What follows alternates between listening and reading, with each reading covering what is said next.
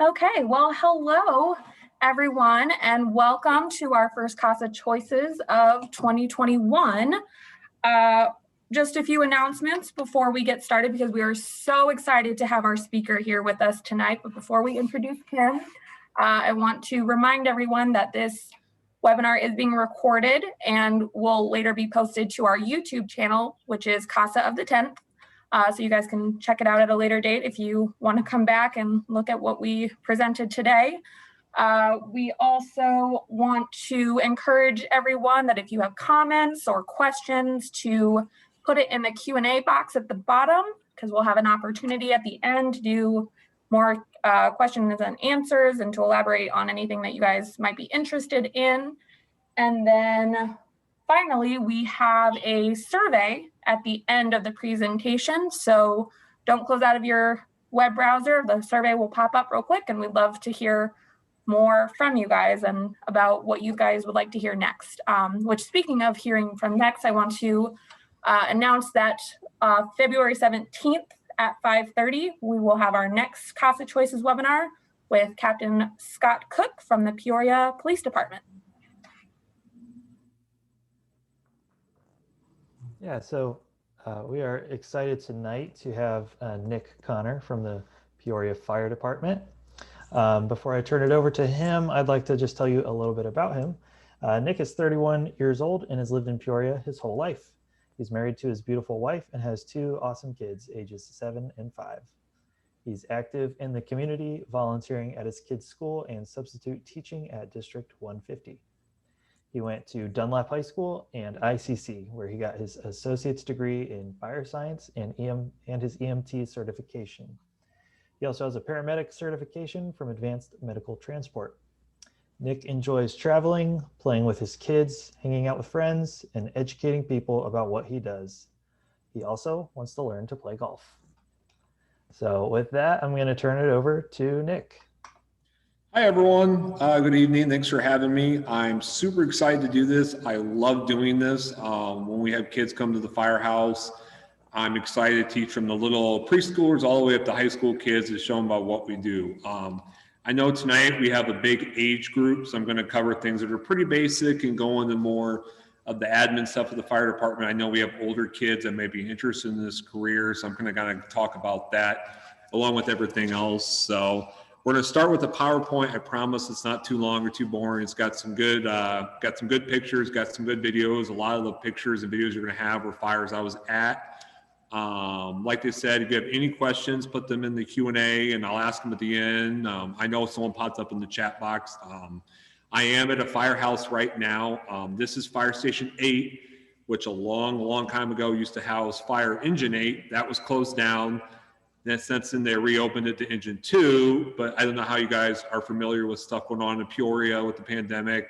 Unfortunately, this fire Engine 2 was closed down again earlier in the last year with budget cut. So this firehouse is closed, but behind me is our reserve engines, what we have.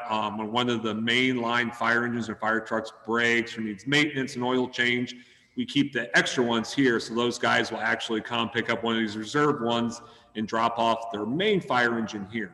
So that answers that question there. So hopefully no one shows up, but if that does, we'll take care of it. So I'm going to share my screen here. So if you guys will,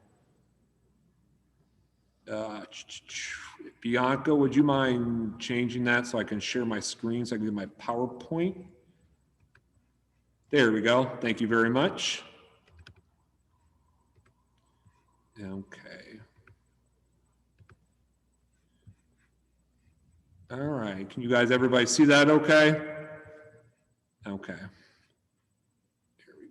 Okay, so this is a short little PowerPoint about just being a firefighter for the city of Peoria. Like I said, my name is Nicholas Connor. I'm a firefighter for Peoria Fire Department. I've been around firefighting my whole life. I'll get into that a little bit on the next slide. I officially started doing this when I was 16.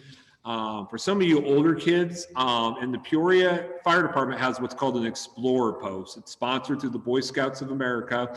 What it is, it's you actually go down to the Fire Training Academy, which is on Galena Road, Route 29, If you guys have ever driven along the river, driving north to like Chillicothe or Lake or anything like that, it looks like a big golf tower. What that is, that's actually our training academy. So we have guys and girls that started 12 years old in the Explorer post, and we give them an introduction to firefighting. What it is, you can go, they give you a set of gear, which is our old retired gear from the fire department. They give you kind of see if it's something you want to do. And it's pretty fun. I started with that when I was 16, so I was a little bit later. But that's when I first started to get actual gear, kind of learning what it is to be a firefighter. I had lived in North Peoria at the time, so I was able to start volunteering to the Dunlap Fire Department. We'll get into this in a later slide too. There's different kinds of firefighters. I was able to volunteer on Dunlap at 19, which I didn't have in here. I also got hired by Caterpillar. Caterpillar had a full-time fire department at the time when I was 20 years old. I was the youngest person they ever hired on the fire department. So I did that for 2 years. So I got hired by Peoria, which was my dream at age 22. And I have now worked there for almost 9 years this March. So I'm actually getting ready to get promoted to an engineer, and we'll talk about that too. I've been a licensed paramedic in the state of Illinois for 5 years. Before that, I was an EMT for multiple years before that. So along with firefighting, I also do I have emergency medical degrees. So we'll talk about that here in the next couple slides, okay? What inspired me to be a firefighter? I'm gonna spend a little time talking about this slide. It's important to teach you guys about this and what it takes. Like I had mentioned, I had been around the fire department my whole life. My dad was a firefighter through the Peoria Fire Department for 26 years. So I saw firsthand what it was like growing up in a fire department family. Some of the nice things about it was I saw how much my dad was able to be home with us. He was able to spend a lot of time with us, which attracted me to the job. I'm able to turn and spend time with my kids and time with my family. I saw that it's a good paying job. Because of the things and the people before me have worked hard, it is a good paying job with good benefits. And we'll talk more about that in another slide too, but that was the main thing, was able to see my dad and what it took and what he was able to do to provide for my family growing up. So that's what inspired me the first off. I have a natural desire to help people. Like he had mentioned, I like to help people. I like to volunteer at my kids' school. I like to help kids. And one of the big things is I like giving presentations like this. I like to be able to teach you guys, because a lot of times firefighters, especially in the last 15 years as a career choice, has really kind of gone under the rug. I mean, for multiple different reasons. So when I tested for Peoria, it was in 2010, we had 1,000 people at the Civic Center in Peoria test because they all want to be Peoria firefighters. I think this last time we did it, we had less than 40 people test. So, and I'm going to talk about a little bit what it takes to test and what it takes to be a firefighter, because it's a different career option than going to college, and that may attract some people because, like we said, college isn't for everybody. So that's really what's inspired me to be a firefighter, is seeing it firsthand. I like to help people. It's a great job. Be able to spend extra time with my family. I'm able to talk and help you kids and teach you guys about being a firefighter. What is a firefighter? That seems kind of an easy question, right? Well, you go put out fires. Well, that's not the case anymore. 40 years ago, that may be the case, but it's not. And it actually varies from location to location what a firefighter does. Like I mentioned, there's different kinds of firefighters. To make it simple, there's volunteer and there's career. So smaller towns, let's say around here, like Creve Coeur, Dunlap, Princeville, Lakin, I know we have kids from Peoria and Tazewell County, Cincinnati, smaller towns like that. They can't afford a career fire department. They don't have enough. They don't have the call value to constitute spending that kind of money to have people there 24/7. So what they do is people essentially volunteer. They go up to the fires. They don't get paid for it, but they want to help their communities. So what they do is they go up to the fire station. They get into it. They see if they like it. Some people don't, and that's okay. And some people love it. And they ended up, like for me, I use it as a springboard to get hired in a career fire department.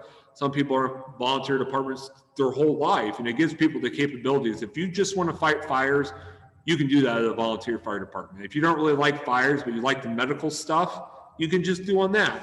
So that's a different kind of firefighters, and it varies a little bit. There's some people who are paid on call. There's some people who are 100% volunteer. Some people are combination, but essentially there's two main types of firefighters, volunteers and career. A firefighter is a catch-all in an emergency. So I'm going to expand on this a little bit. Like I said, what is it we do? We do everything. When you call 911, you're going to get firefighters 9 out of 10 times. We handle everything. When you guys all know there was a pandemic going on, when the pandemic started last year, people were still trying to figure it out. People didn't know what to do. There were still people with medical problems getting this virus. Nobody knew what to do or how to handle it. The Peoria Fire Department jumped ahead, and I did this. We essentially took our paramedic firefighters, which is me, we put them in a Suburban, and we went to these calls and took care of these people without knowing what to do and putting ourselves at risk and what it could mean for us, if this is really bad, if this isn't too bad. And because of that, it also exposed less of the firefighters on duty. So we took the forefront when it came to the pandemic, and that just shows we take care of everything. Hazmat, any hazardous materials, if there's a chemical leak. I know today, for anyone that has a Facebook page, if you go to the Peoria Fire Department Facebook page, it elaborates on what we do on a daily. Today out in Brimfield, they had an oil tanker fell over on the interstate and started leaking oil everywhere. Our hazmat team went out there. And you think of gas on the ground, it doesn't seem so serious. But those tankers, 2,000, 4,000 gallons of gas. That is a lot of gas. So our hazmat team went out there and they used, it's kitty litter essentially, and it sucks up all the oil. They went out there to clean that mess up because that can't get in the waterways or in the creeks. Because remember that all leads back to rivers, lakes, and oceans. We have a lot of industrial buildings in the area. They use a lot of different chemicals. If any of those chemicals were to get into the air or cause problems, some of them can make people pretty darn sick. So we're trained, and I'm on the hazmat team, and I've gotten called out to hazmat calls where we put on the big level suits. You guys may have seen in movies and stuff. Looks like a giant bubble we're inside, and that's to stop the chemicals from getting us. So that's the hazmat, a little bit of what we do. I got some pictures later on to show. Another one is dive. So think, well, what's dive? So scuba divers is what it is. In Peoria, I'm going to talk a lot about Peoria. It's obviously where I work. If you guys have any questions I know a little bit about Pekin and East Peoria. So if you guys have any questions, feel free to ask about that. I just want to talk mainly about Peoria. We have a dive team. So we have a boat that's stationed right down by the Spirit of Peoria. What it is we have scuba divers or trained scuba divers. They go into the rivers and they essentially find people. We have people that fall off boats. Sometimes boats catch on fire. Sometimes accidents happen and people have accidents in the river, and our divers go and get them. That's what our scuba divers do. We don't get to use, they don't get used too often, but when they do, it's usually pretty serious. Scuba diving essentially is serious anytime. When the river's frozen over, they'll actually cut a hole in the ice and go scuba diving under the ice, attached to a rope. And if someone falls through the ice, that happens from time to time too. So diving, while we don't do it very often, it's very, very serious. Next is, you guys are probably looking at, what's TRT? It seems weird. TRT is our technical rescue team. So essentially they cover the rest of emergencies. They're all the grab bag of 911 calls and emergencies left over that we didn't really have a place for them. So that's what those guys do. These guys are the best of the best we have. So if someone's hanging off the bridge, if a building collapses and there's people inside, in a tunnel, stuff like that, they handle all the rest of emergencies. Now, these guys are specially trained. To speak for me, for my hazmat was 3 classes I had to take to be hazmat certified. These TRT guys, I think it's 12 or might be 13 classes they have to take now in order to be qualified as a full TRT member. It's a lot of work. It's really dangerous. So when I train for hazmat, we don't use real hazardous materials because we don't want to get sick. When these guys train for TRT, they're really rappelling off sides of buildings. If anyone ever been to the Civic Center, our guys actually are at the very, very top of the Civic Center where like Bradley plays or anything like that, or where the Rivermen play. They actually rappel all the way down to the floor. That's pretty high up. That's not for everybody. So that's what TRT does. If you have any questions, you can answer about that. And probably the most important thing we do, medical emergencies. 86% of what I do is medical emergencies. The Peoria Fire Department runs 20,000 calls a year. I think we average 52 calls a day. 86% of those is medical emergencies. So what is that? So if you call 911 and you're having chest pain, we're the ones that show up. So for example, East Peoria Fire Department has their own ambulance that runs with the fire department. Pekin and Peoria, we run with Advanced Medical Transport, which is a private company that works in conjunction with us. When we do that, we get there first 99% of the time. So we're certified to take care of people. So you think, what are kinds of medical emergencies? If someone's having a heart attack, if someone gets into an accident really bad, we do go on car accidents. That's kind of doesn't really have a category, but anytime it's a car accident, we go. We do have to cut people out of cars. You've ever heard of the jaws of life? We actually cut cars open with a giant pair of scissors to get the people out. Because we get in a car accident, all the metal's mangled up and everything. It's really hard to get people out of there. So, and we go on car accidents. Someone's having a chest pain, heart attack, trouble breathing. People have seizures. A lot of kids have asthma. Sometimes their asthma attacks are so bad that their inhalers don't work. We go there, we have medicine to give. People that fall and break bones and break legs and stuff like that. See, as a paramedic, what I'm able to do is someone does that, I'm able to give pain medication actually. That's not something that everybody can do, but as a paramedic, I'm able to give. If you were to fall and break your arm or break your leg real bad, I can give you pain medication until you get to the hospital to get you all taken care of. So that's kind of the Reader's Digest version of what a firefighter is. We do a lot more stuff, but that's the main stuff. Like I said, we're the catch-all for an emergency. If you call 911, most of the time the fire department's going to come and try to help you guys. This is a quick little video, what it is. Like I said, this just goes to show how busy we are in Peoria. Peoria Fire Department utilized a lot of their resources on Sunday to respond to a house fire, a diesel fuel leak, and an emergency call at the Murray Baker Bridge. While it was a hectic few hours for the fire department, Division Chief of Operations Jim Bachman says his department was prepared. At one point there, yesterday afternoon, we were down to about 3 machines left in the city, so we put West Peoria and Peoria Heights on standby in case they were needed, and that was our contingency plan for any other incidents that might roll in that we need extra help for.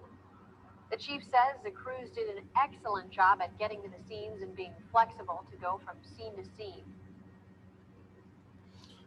Okay, so that's a little video that happened last year. 20 years ago, to have, like he mentioned, we had 3 machines, kind of the local lingo. When we talk about our fire engines, fire trucks, we call them machines. It's just a local lingo of what we do. But to have 3 fire engines left in the city 20 years ago, that would never, ever, ever happen.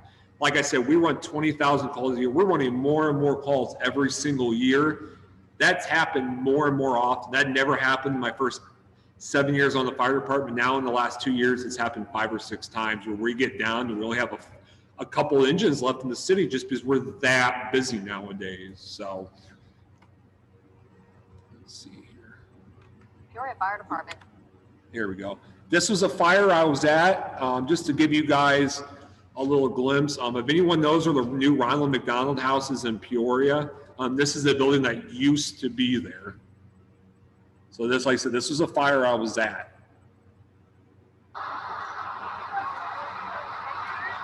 This is someone just recording off their cell phone, but when you can see, guys, when there's smoke like that, the whole inside of that building is on fire. Right there, that's one of our ladder trucks. They're actually spraying water through the end of the ladder truck into a window. The water there from the bottom, that's someone putting the hose line up through the window, sitting on the ground. Like I said, this building unfortunately isn't there anymore. This is now where the Ronald McDonald House is.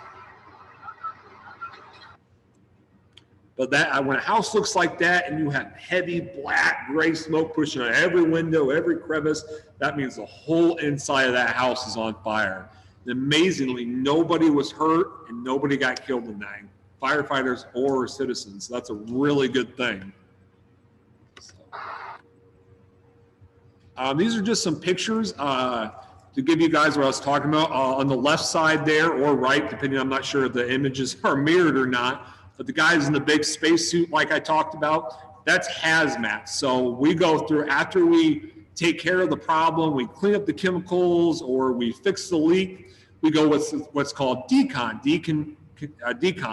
What we do is that's water being sprayed on there. The guys in the yellow suits are actually scrubbing and have little hoses with wands on them, kind of scrubbing all the chemicals off, getting all the nasty stuff off of us. There on the right, that's our dive team. That's one of our guys, Ryan. He's helping clip on the gloves. I don't know if any of you have ever been to Illinois River, but it's really dirty. You cannot see your hand in front of your face when you go underwater, and you don't want none of that stuff on you. So he's completely encapsulating them so none of that water gets in them, keeps them dry inside the suit. But that's everything they wear scuba diving there. TRT, that's what I talked about, the technical rescue guys. That's an actual call. Somebody was on the side of the bridge, so our guys got all the ropes on and everything, and they the gentleman right there with the rope attached to his back, he went over the edge that night and got that guy back on that side of the bridge up with them, and he was able to get the help he needed. So on the right is the education like I talked about. That's me last year giving a group of the high school kids that work for the city of Peoria. They get volunteer hours. They go to each location every day. They went to the police department, public works. That's me that day at my old firehouse at Central House, giving an education like I'm doing with you guys right now. That's someone there. She's got my gear on, and I'm just talking about the different parts of it. And good for you guys. I have all my gear, and I'm going to do that for you guys on video. I don't really have a picture of medical emergencies. We don't take pictures on medical calls.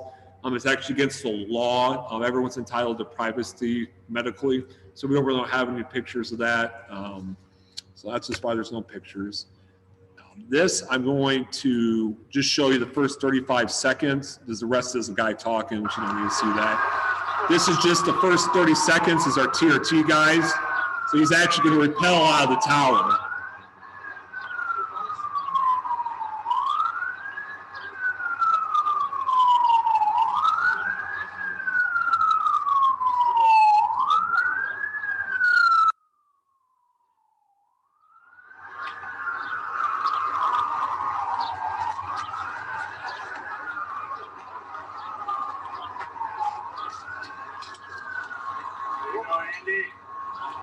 So that's TRT, that's what our guys, that's one of the things they do. Like I said, they have a lot of different hats to wear, but that's our training academy I told you guys about in the beginning. That's him rappelling off the side of it. Oops, see if I can skip to the next slide here. There we go. What does it take to be a firefighter? It's a little bit different. You know, I know a lot of you guys here, but you got to go to college. You got to go to college. One of the nice things of being a firefighter, it's like we mentioned, college sometimes isn't for everyone, and that's okay. To be a firefighter, you don't need a college education, so it's a different career path, just like the trades, like being a plumber, an electrician, or a carpenter. Those are all great jobs that you don't need a college education. So for the Peoria Fire Department, I'm going to talk about Peoria. All you need to test for the city of Peoria is you have to have your high school diploma or GED. You have to be 21. You have to be in pretty good physical strength to be a firefighter. As you guys can imagine, you would actually have to do what's called the combat challenge, which is a series of physical tests to do, and you have to do under a certain time, be able to qualify to be a firefighter. You need obviously a driver's license, and you can't really have any violent crimes in your history. So. Like I said, it depends on the fire department what they want. Peoria, you don't need anything except for those minimal qualifications. If you're interested in being, say, a firefighter for East Peoria, you actually already have to be an EMT. Same thing in Pekin. If you guys maybe live a little bit closer down to Bloomington or Normal, to be there, you have to be a paramedic to even test for them. So that seems kind of silly. Why do you have to have that stuff? It's easier on the cities. They don't have to pay for that stuff after you get hired. But here in Peoria, that one of some nice things is you don't need any of those EMT or have basic fire department certifications like some places require. So for you guys in the Peoria area, and this includes everyone that lives in Tazewell County, there's a lot of different opportunities for you guys to get these kind of certifications and get ahead of the game. I mentioned the Explorer post. That's a great thing to get started. For anyone that goes to Peoria Public Schools, they are down at what used to be Woodruff. I'm not sure what it's called now, but they have a program where you actually spend half your day in school and you'd half the day taking fire department classes or an EMT class. That way you can almost graduate high school with half the certifications for your degree to be a paramedic or to be associates in fire science, like I mentioned. ICC, they have a fire science program. That's what I did. It's an intro to fire department, again, different aspects of it. Also, they have an EMT program. That's a great way to get started in the field, is to go to ICC and get your EMT. That's a great way to get your foot in the door, and then that expands lots of different opportunities for you. If you find that you like the medical stuff, but you don't like the fire department stuff for whatever reason, you can just stick with being an EMT and a paramedic, and ICC has that. AMT, like I mentioned, is the local transport for Peoria and Pekin. It's advanced medical transport. They actually do classes working with Peoria Public Schools, and they do EMT classes. They have a lot of different scholarships and opportunities for people to take those classes. So you can go through AMT's EMT class, and then they also have a paramedic class. And that's where I learned to be a paramedic, was actually at AMT through their program. They partnered with the Peoria Fire Department and put about 15, 16 of our firefighters through the program. So that was pretty cool. Like I mentioned, I'm going to elaborate a little more on being a paramedic, just because I know for some people that's a different kind of career path. Like I mentioned, I'm an Illinois licensed paramedic. Every 4 years, I have to recertify my license. It's a license just like a driver's license. I have to take what's called continuing education, which essentially is I have to go take classes or do training to get so many hours to be able to recertify. There's 200,000 911 calls in the Tri-County area a year. That's a crazy amount. Like I said, Peoria run 54 calls a day just in Peoria. That doesn't even count all the small towns around us. So it's a pretty busy area. Probably outside of Chicago, this is the busiest area in the state of Illinois so far when it comes to 911 calls. So that's my email. If you guys have any questions about being a firefighter or what it takes, or some contact info about if you want to join Explorer Post or who to talk to about ICC, this is the way to do it. You get a hold of me, or if you guys get a hold of your CASA volunteers, they'll figure out a way to get a hold of me and just let me know. That's me at a fire in the last year making my goofy face. We actually have a doctor. His name is Dr. Clark. He comes and takes pictures. That's what a lot of the pictures you saw were. That was somebody was cooking with a propane tank, and the propane tank exploded in their backyard and caught everything on fire. So this is after the fire was out. I promise I wasn't taking pictures while the house was on fire. This is afterwards. That's my captain. I work with the captain. So I'm going to stop presenting here. There we go. Okay. So what I'm going to do is I'm going to try to do this as easy as I can. I'm going to get all my fire gear and do it real quick, okay? And go through it with you guys real quick. So bear with me while I work with the camera stuff here. So I'm going to scooch it back so you guys can see everything I'm doing. So, okay. So the first thing we have here, this is called a Nomex. What a Nomex does, it's going to go over your head. If you can see what it does, you'll see when everything's done, it keeps the back of my head from getting burnt in my ears. Right now, I'm going to pull it down because I'll have to put my mask on. So that sits here. Next thing I do, and I know you guys I probably can't see. I'll see if I can lift up my feet. I'm gonna put my boots on. I have big leather shoes that have a steel plate that run along the bottom of them. Inside a house, there's all kinds of stuff to step on, glass and nails. So those are the boots I'm wearing. These are my pants. There's my boots. You guys can see them. These are my pants. They're made of a material that's not fireproof, but fire retardant. And what it does, it stops me from getting burnt. And it can handle heat up to about 800 degrees, which seems like a lot, but inside a house, that's really not that much. So I have the suspenders that help keep my pants up. They're pretty heavy. So got all this on. I get situated here. I'm going to take my time to show you guys what it's like, but you're supposed to be able to do this in under a minute. I think I can do a little bit less than that. Okay. Got my suspenders on. I'm ready for my jacket.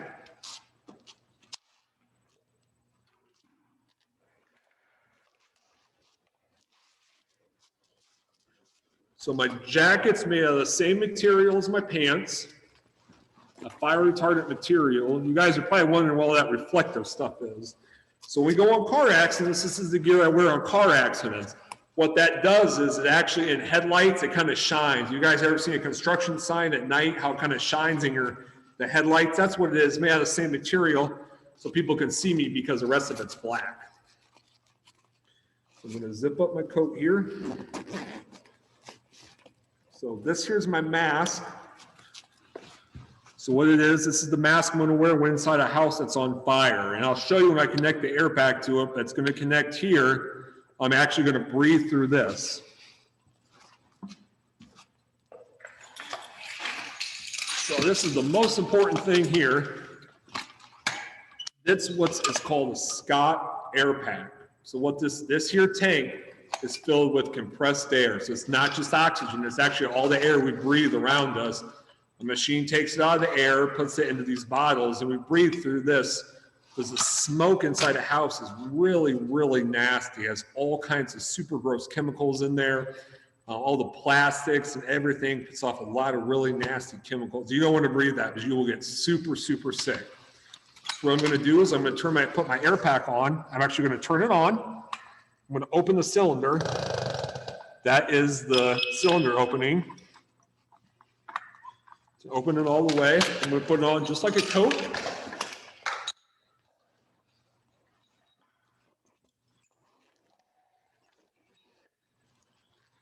So in our fire engines, these are actually built into the seat. So when I sit down, it's in the chair behind me. So I don't have to mess around with it like this.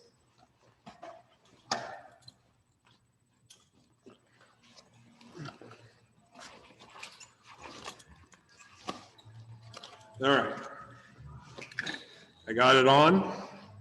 I buckle it all up. All right. Next thing I'm going to put on is my mask, like I told you guys about. So it's going to be a little hard to hear me, okay, with this mask on. I'm a pretty loud guy, so I can be loud so you can hear me, okay? It's going to go over my face like this.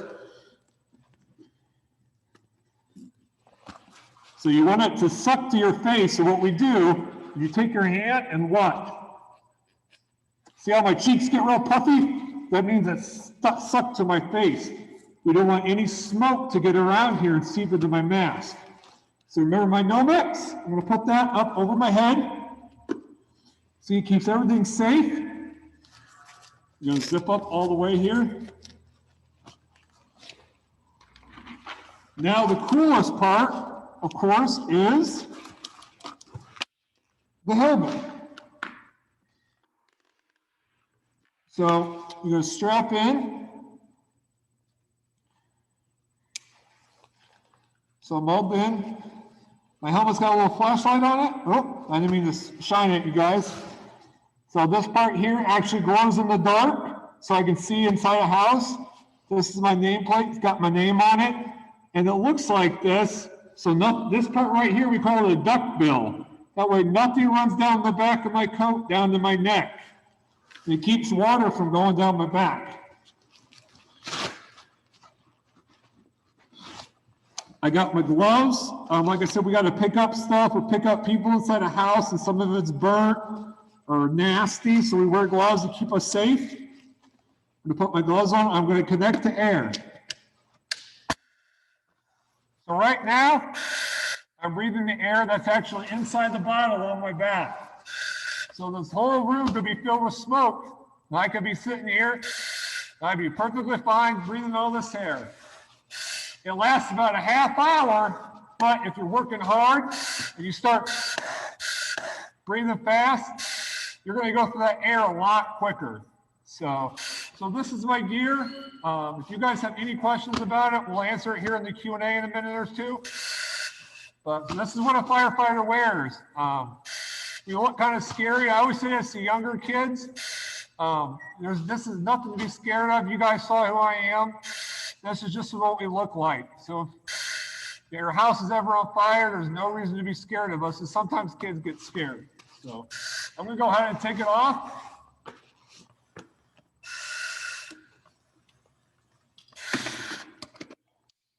There we go.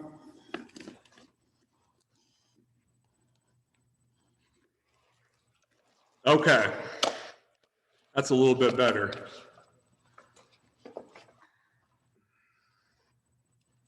Okay, so that's what I had. We can open it up to questions and answers now while I take this off. So I don't know if I can do it, Bianca, or if you want to, or whatever works. That is completely up to you. If you're able to see them, feel free to answer them. If not, I am happy to read them, or Kyle can read them, and you can answer them as you read them. Couple from the chat I can do real quick. Looks like you answered one of them. I had someone ask, how does all much equipment weigh?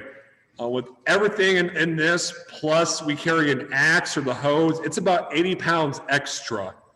So like me, I'm about a 200-pound guy. It's 280 pounds I got to carry with me. So that's why I say you got to be in really good physical shape. So I'm going to try to open up the Q&A here. Okay. So I'm going to shut that off so it doesn't beep. What that is it's called my pass device. What it is, if something was to happen to me inside a fire, and if you don't move for 30 seconds, it starts beeping, and the longer you don't move, it gets louder and louder until it goes off, and it's super, super loud. And that's just if something was to happen to me, it lets the other firefighters know where I'm at to come and get me. But it's automatic. So as long as my pack's on, it's going to keep going.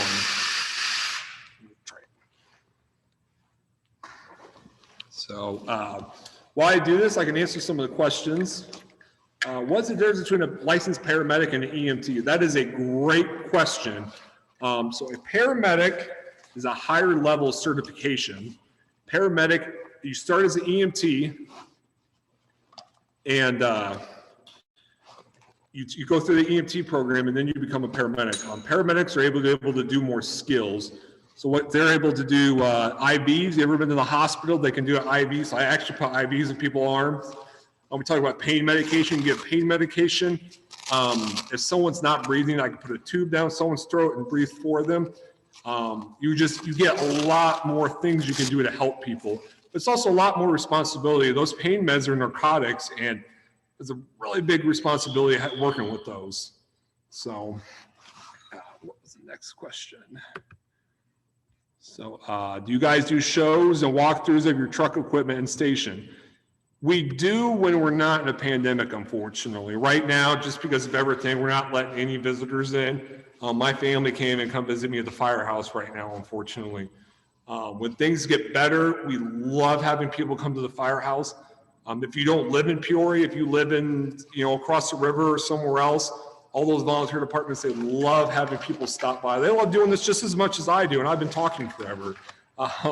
So anytime you guys see a firehouse, as long as there's not a pandemic, like I said, that kind of makes it more difficult. So I'm going to close this real quick. If you guys give me a hot second so it doesn't keep beeping at you.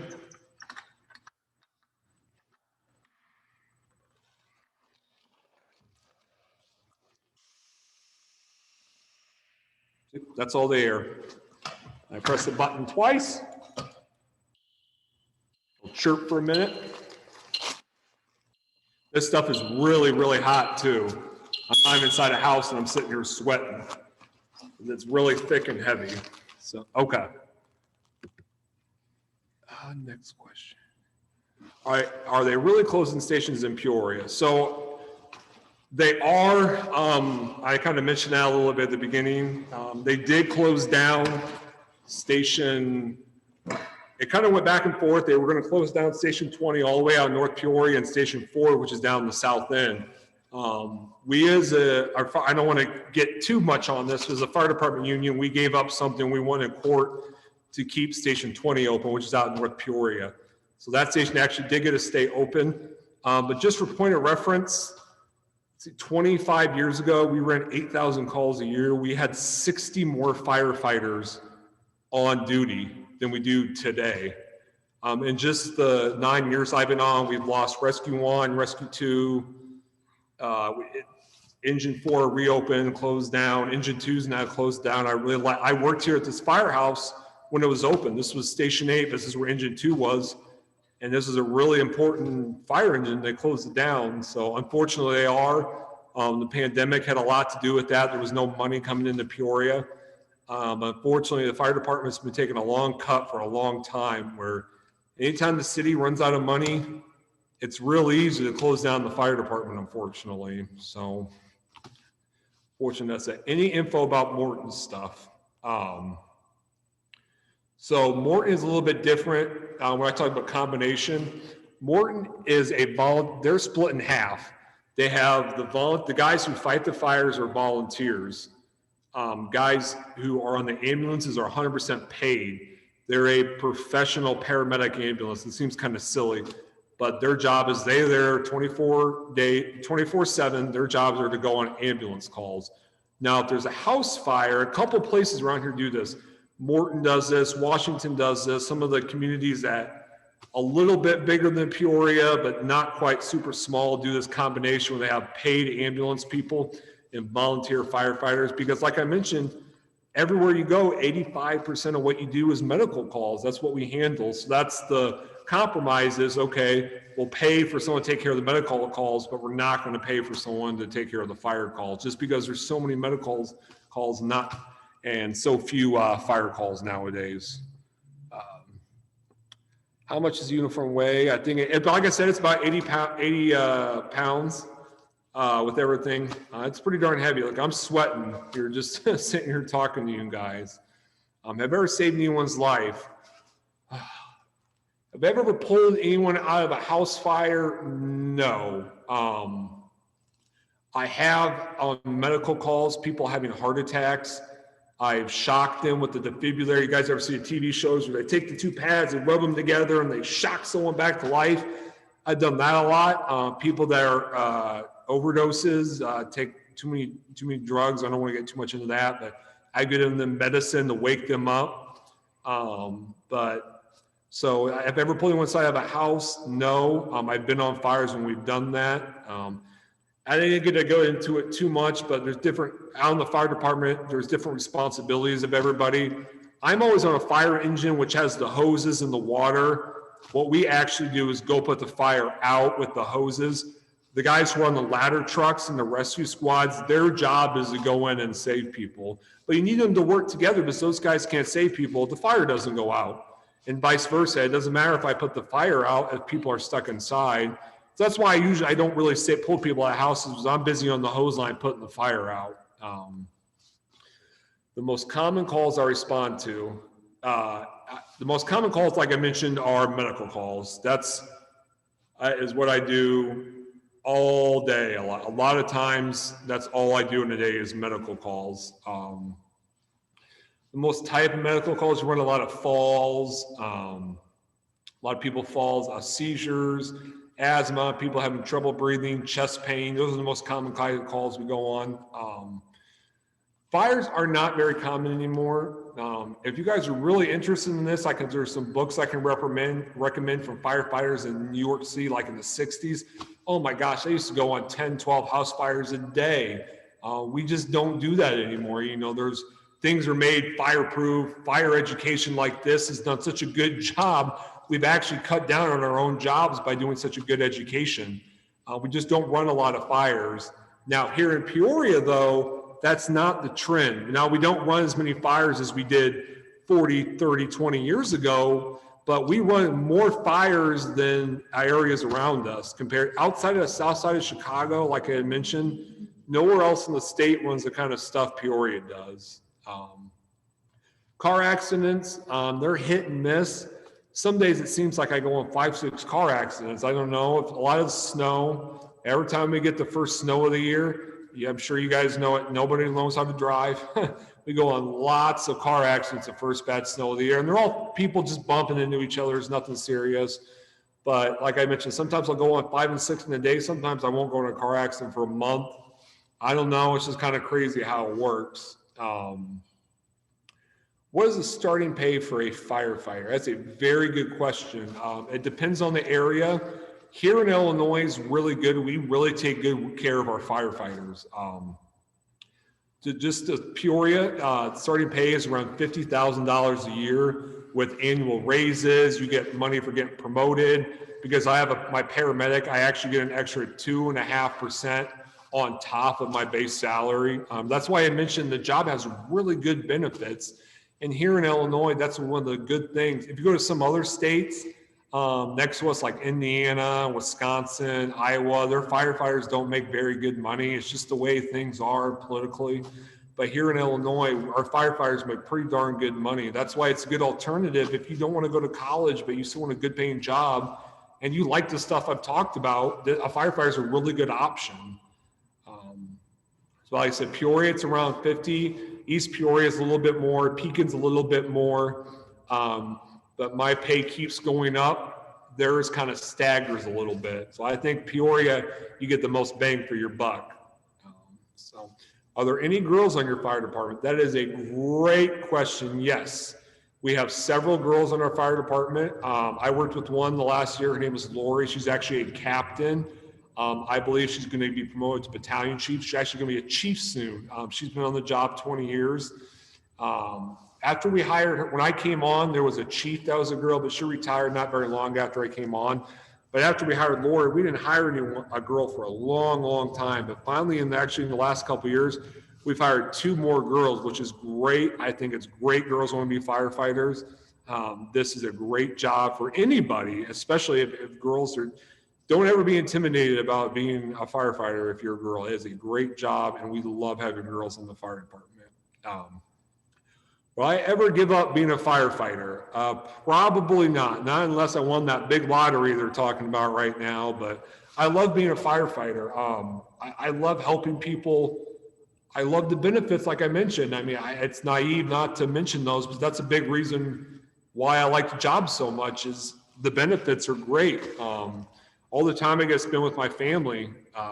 If I have a vacation, I should have mentioned this earlier. I work 24 on, then I'm off for 2 days. I work for 24 hours and then I'm off for 48 hours. So every day, my work day is kind of like a Friday for me.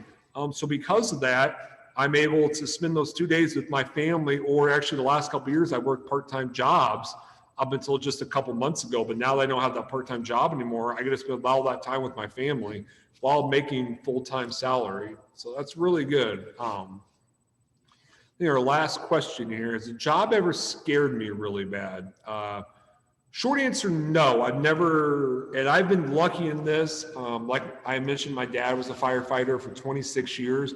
He had several times where he felt like he may not get out of a trap building or a trap fire. He's been scared. The captain he worked for, who came on back in the late 70s, he was one of the best firefighters they ever had. And he actually retired a little bit early because he had a fire with my dad that scared him. But the short answer is no, I've never been scared. I've had situations where I'm kind of nervous about it.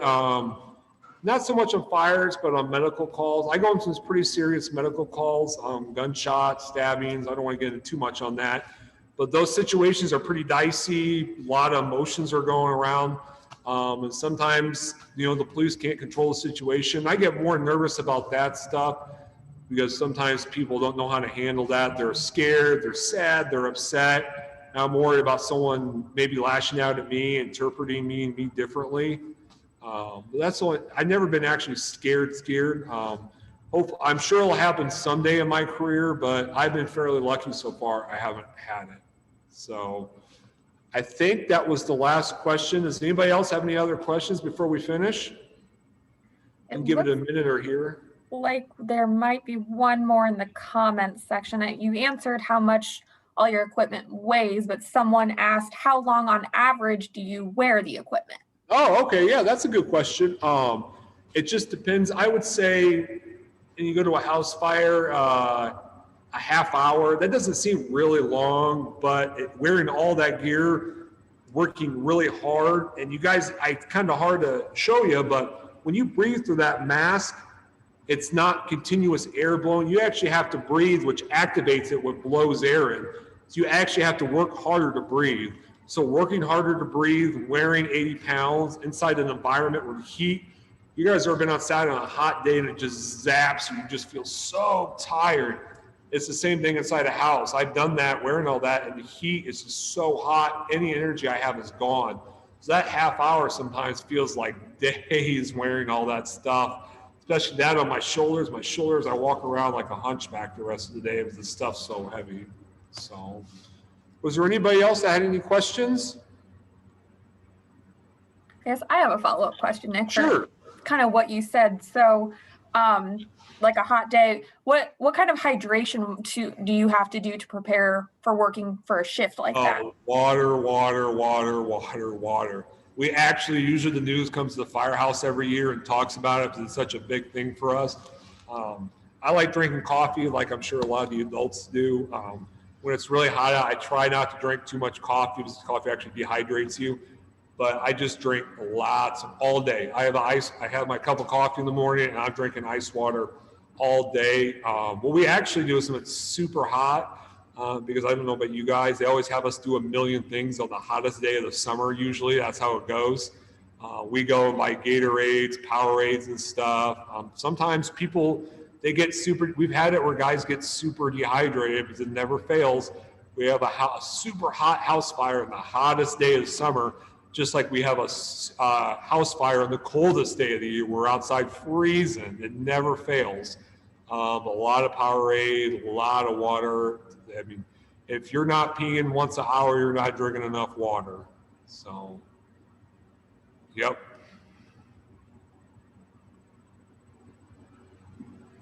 I don't see any more questions. Those were a lot of good questions, everyone. Thank you so much. And we're getting close to the end of our time here.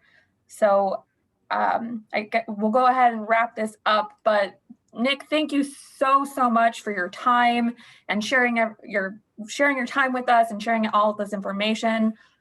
We can't wait to share this video on our YouTube, just with anyone who couldn't make it tonight. We really appreciate it. Yeah, and I absolutely love doing this stuff. This is what I live for. I'm actually love that my son is here and he's been listening this whole time and he's never ever done that. So this has meant the world to me. My email was in there. If you guys didn't get it, your CASA volunteer or CASA person, I'm sure they can figure out how to get a hold of me. My wife works for CASA, so if you guys have any questions, you can get a hold of me. There's great programs out there, Explorers, ICC, Peoria Public Schools. We're very lucky in this area. If you want to be a firefighter or paramedic, there's a lot of different avenues to it. So it's been great talking to you guys. You guys asked lots of good questions, and thanks for letting me talk to you for a little bit. Perfect. Thank you so much. And No thank you problem. everyone else too who registered and logged on. We appreciate it so much. Just a reminder that when we close out this webinar, there'll be a survey that pops up. We would love to hear your feedback. And just a reminder to everyone that our next CASA Choices webinar will be Wednesday, February 17th at 5:30 with Captain Scott Cook from the Peoria Police Department. Thanks everyone, and we will see you next time.